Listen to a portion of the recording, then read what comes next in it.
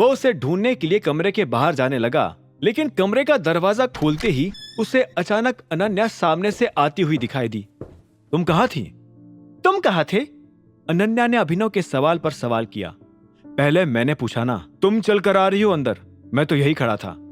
अनन्या ने गुस्से से अंदर आते हुए जवाब दिया, मेरी मर्जी, मैं जिसके भी साथ थी, तुम्हें क्या? इस तरह से बर्ताव करना बंद कर दो, जैसे हम दोनों असली शादीशुदा कपल्स हो।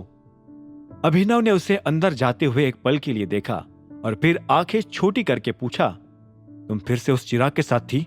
हाँ तो तुम्हारे साथ रहूं, पटीचर जैसे? एक वो है जो रिंग लाकर देता है और एक तुम हो जो सिर्फ मुसीबतें लाकर देते हो, अनन्या ने खींचते हुए कहा। अभिनव समझ चुका था कि अनन्या के साथ फिर से मिलकर चिराग कुछ नई प्लानिंग कर रहा था, इसलिए अब वक्त था उसे भी जवाब देने का। सनी की अकल अभिनव ठिकाने लगा चुका था और अब बारी चिराग की थी। वो जल्द से जल्द देवेन की फाइल बंद करके चिराग की खोलना चाहता था। दूसरी ओर घबराए हुए देवेन ने भी दारू की बोतल खोल ली थी। वो नशे में डूबकर अपनी तेज चल रही सांसों को काबू करना चाह रहा था, लेकिन जैसे ही वो बोतल को अपने मुंह के पास लाता, उसे फिर से आज जो कुछ भी हुआ उसका ख्याल आने लगता। उसे अभी भी विश्वास नहीं हो रहा था कि उसके इस कारनामे के बारे में टाइगर को पता चल चुका था। उसे लग रहा था कि अरबाज काफी पहुंचा हुआ आदमी था और वो ऐसा कुछ होने नहीं देगा। हालांकि अब देवेन को समझ आ गया था कि टाइगर से खतरनाक आदमी पूरे देश में कोई नहीं था। दारू को पीने के एक और नाकाम कोशिश के बाद देवेन ने बोतल साइड रखकर उस बैग की ओर देखा जो उसे रंजन देकर गया था। देवेन ने उसमें सारे पैसे गिन लिए थे, जिससे उसे पता चला कि असली नोट सिर्फ 35 करोड़ रुपए के ही थे और बाकी सारा पैसा पूरी तरह से नकली था। 35 करोड़ रुपए अपने आप में कोई छोटी रकम नहीं थी, लेकिन देवेन उससे ज्यादा लगभग 100 करोड़ के ख्वाब लिए बैठा था।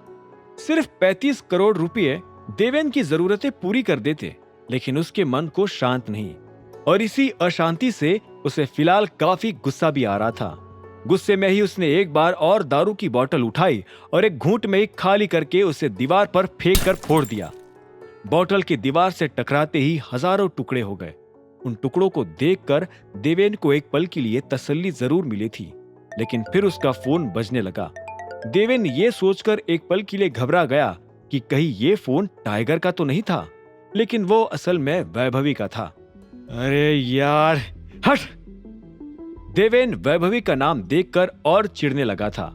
भले ही उसने उसके साथ शादी करने का सोचा था और आज रात वो उसे बाहर भी ले जाने वाला था, लेकिन फिलहाल उसका दिमाग कुछ भी जवाब या बहाना देने की परिस्थिति में नहीं था।